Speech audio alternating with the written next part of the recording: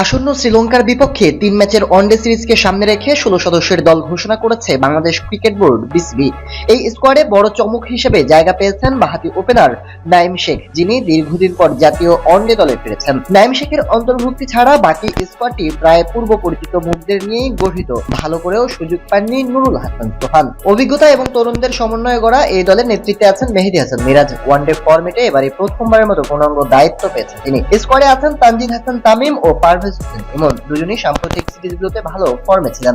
Middle অর্ডারে থাকছেন নাজমুল হোসেন শান্ত, তাওহিদ হৃদয়, লিটন দাস ও Zaker Ali. Finishing এ দায়িত্বে রাখা হয়েছে শামীম পাটোয়ারিকে। স্পিন আক্রমণে থাকছেন রিশাদ হোসেন ও তানভীর ইসলাম, যাদের সঙ্গে আছেন অলরাউন্ডার মেহেদী হাসান মিরাজও। পেস ইউনিটে যথারীতি আছেন মুস্তাফিজুর রহমান, তাসকিন আহমেদ, তানজিদ হাসান সাকিব, হাসান মাহমুদ ও নবাগত নাহিদ রানা। তাসকিন আহমেদ এবং মুস্তাফিজুর রহমান দুজনেই ইনজুরি থেকে প্রায় স্বস্তিতে এবং শক্তিশালী দল গড়তে পেরেছে বিসিবি। বিসিবির পক্ষ থেকে জানানো হচ্ছে, সাম্প্রতিক পারফরমেন্স ও ভবিষ্যতের পরিকল্পনার অংশ হিসেবে এই স্কোয়াড গঠন করা হয়েছে।